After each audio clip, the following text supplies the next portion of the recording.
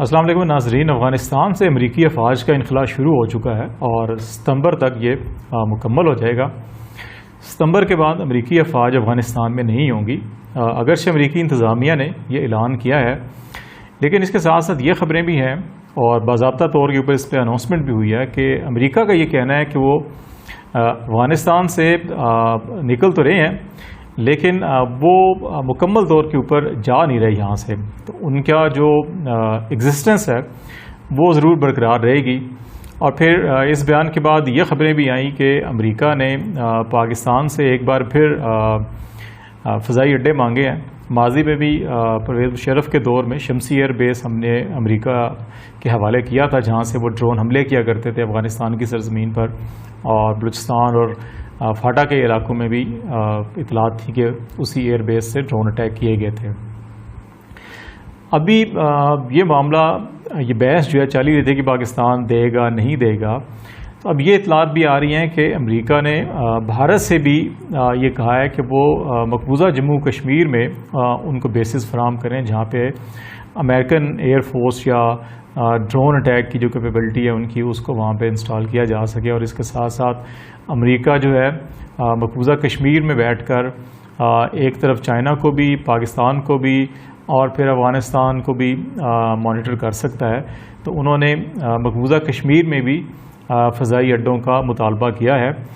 ابھی انڈیا کی طرف سے کوئی ایسی اطلاعات نہیں آئی کہ ان کا کیا رسپانس ہے، لیکن سفارتی حلقوں میں یہ بات چیت چل رہی ہے کہ بھارت اس پہ غور کر رہا ہے، لیکن بھارت اس وقت دو آپشنز کے اوپر اس کی زیادہ توجہ ہے۔ ایک طرف وہ امریکہ کا اسٹریٹجک پارٹنر بن چکا ہے، لیکن دوسری طرف اس کی جتنی بھی دفاعی صلاحیت ہے اور ماضی میں رشیا کے ساتھ جو بھارت کے تعلقات تھے وہ ان کو بھی نہیں کھونا چاہتا۔ اور شنگھائی کوآپریشن آرگنائزیشن میں بھی رشیا اور چین جو ہیں وہ بڑا ایکٹیو رول پلے کر رہے ہیں، اور یہ دونوں ممالک بھی نہیں چاہتے کہ انڈیا کو مکمل طور کے اوپر امریکنز کے حوالے کر دیا جائے یا امریکن بلاک میں اس کی شمولیت ہو جائے۔ تو اس لیے انڈیا جو ہے ابھی گو مگو کی کیفیت میں ہے اور اس کو فیصلہ نہیں کر پا رہے کہ امریکنز کو ہاں کہیں یا نہ کہیں۔ اگر وہ امریکنز کو یہاں پہ اجازت دیتے ہیں تو یقیناً چائنا اور رشیا کے لیے بھی یہ ایک تھریٹ ہوگا، اور چائنا اور رشیا کسی طور کے اوپر بھی نہیں چاہتے۔ اور مقبوضہ کشمیر میں امریکنز کا آ جانا تو بالکل چائنا کے بارڈر کے اوپر بیٹھ جائیں گے، اور چائنا جس وسیع پیمانے کے اوپر اس پورے خطے میں انویسٹمنٹ کر رہا ہے اور انڈیا بھی اس سے بینیفٹ لے رہا ہے، تو انڈیا کی بھی کوشش ہے کہ ابھی اپنی جو اس کی اتنی 1.25 ارب کی ایک بڑی منڈی ہے، اس کا جو پوٹینشیل ہے اس کو ایکسپلائٹ کرے اور دیکھے کہ کس طرح سے ہر فریق سے وہ فائدہ اٹھا سکتا ہے۔ اسی لیے ابھی تک وہ یہ فیصلہ نہیں کر پائے۔ امریکہ اس خطے میں اس لیے اپنا کسی نہ کسی حوالے سے وجود برقرار رکھنا چاہتا ہے کہ اس خطے میں اس کی بڑی ہیوج انویسٹمنٹ کی ہے اس نے، خواہ وہ ڈیولپمنٹ سیکٹر میں ہو، خواہ وہ انرجی سیکٹر میں ہو، اور ویسے بھی اس خطے میں اس کی امریکنز کے مفادات جیو پولیٹیکل سینیریو کے اندر بھی بے شمار ہیں۔ رشینز کو امریکنز نے روکنے کے لیے ہی افغانستان میں جنگ شروع کی تھی، اور ابھی کس طرح یہ ممکن ہوگا کہ امریکہ افغانستان کا میدان ایک بار پھر کھلا چھوڑ دے کہ رشینز کی انفلوئنس جو ہے کہ وہاں پر چاہے وہ SCO کے پلیٹ فارم سے ہو یا ون روڈ ون بیلٹ کا جو انیشیٹو ہے چائنا کا، اور پاکستان کے اندر CPEC جو روٹ ہے کہ اس کے ذریعے سے ہو، تو اس لیے امریکن یہ چاہتے ہیں کہ وہ اس خطے میں اپنا وجود برقرار رکھیں۔ دوسری طرف ابھی ایک اور جو معاملہ ہے اس خطے کے اندر، وہ امریکہ کے جانے کے بعد افغانستان کی یہ صورتحال ہے اس کے اوپر بھی امریکہ نظر رکھنا چاہتا ہے۔ امریکنز کی، چائنیز کی بھی، رشینز کی بھی، پاکستان کی بھی اور ترک حکومت کی بھی یہ کوشش ہے، اور جو استنبول پروسیس ہے اس کے تحت بھی یہ کوشش کی جا رہی ہے کہ طالبان کو ایک دفعہ پھر مذاکرات کی ٹیبل پہ لایا جائے، اور جو بھی انٹرم پولیٹیکل سیٹ اپ ہو اس میں ان کو ایک ڈیو شیئر جو ہے وہ بنتا ہے وہ دیا جائے، اور پھر اس کے بعد الیکشن پروسیس کے نتیجے میں انتقال اقتدار کا جو مرحلہ ہے وہ خوش اسلوبی سے جو بھی جماعت افغانستان میں انتخابات میں کامیابی حاصل کرتی ہے اس کو اقتدار سونپ دیا جائے۔ لیکن طالبان جو ہے وہ ابھی تک وہ ان کا موڈ یہ نہیں ہے کہ وہ الیکشن کے ذریعے اقتدار میں آنا چاہتے ہیں۔ طالبان نے استنبول پروسیس سے بھی ابھی جو اجلاس ہونا تھا اس میں انکار کیا شرکت سے. اب جو دوبارہ شیڈول ہو رہی ہے میٹنگ اس میں بھی ابھی تک اطلاعات یہی ہیں کہ طالبان نے حامی نہیں بھری اجلاس میں آنے کی. دوسری طرف افغانستان میں طالبان نے اپنے جو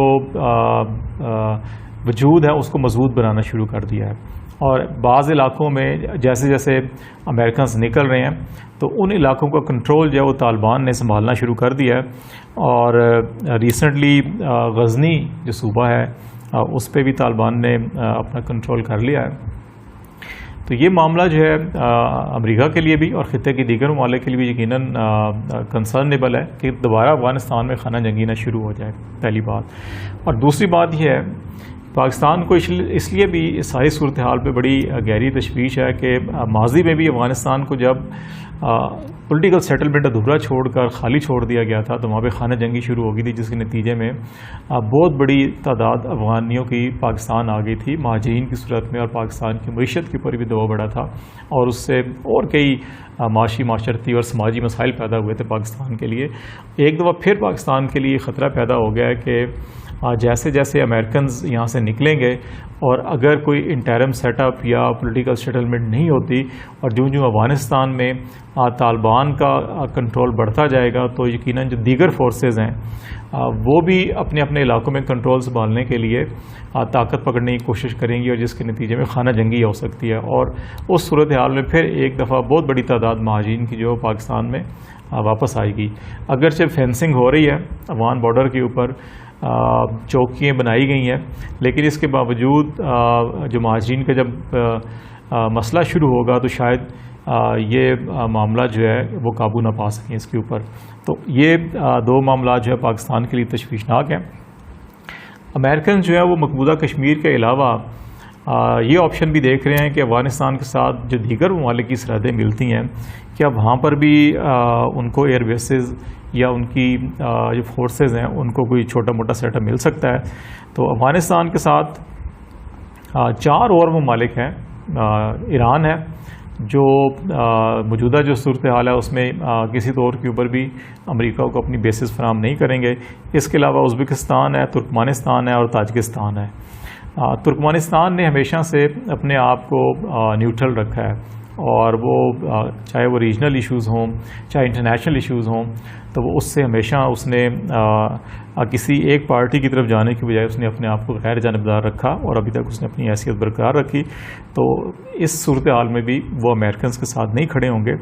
تاجکستان میں انڈین انفلوئنس ہے, اور ماضی میں انڈین نے بھی کچھ بیسز جو ہیں وہاں پہ لی تھیں. تو امریکن جو ہے کہ انڈین انفلوئنس کو استعمال کر سکتے ہیں تاجکستان میں بیسز لینے کے لیے, لیکن دوبارہ جس طریقے سے چین اور روس نے شنگھائی کوآپریشن آرگنائزیشن کو ایکٹیو کیا ہے, اور یہ سینٹرل ایشین اسٹیٹس کے ممالک بھی جو ہیں SCO کے ممبر ہیں, تو یہ نہیں لگتا کہ یہ ممالک بھی ان کو کوئی بیسز دیں گے.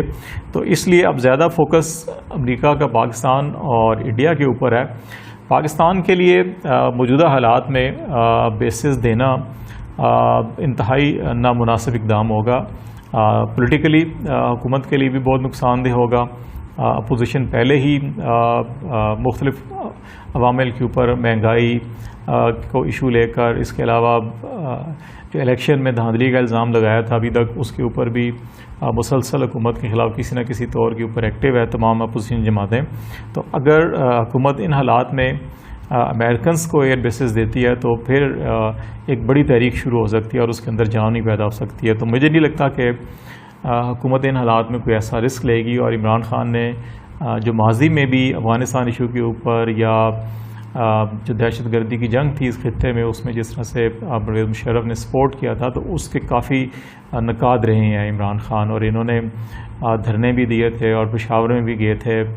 جلوس لے کر, وہاں پہ بھی دھرنا دیا تھا, اور نیٹو کے کنٹینرز کا راستہ بھی روکا تھا, بند کیے رکھا تھا انہوں نے دھرنا دے کے. تو اس لیے یہ ڈیسیژن لینا ان کے لیے کافی مشکل ہوگا, اور لگتا یہ ہے کہ پاکستان فی الوقت جو ہے کہ وہ امریکن سے معذرت کرے گا.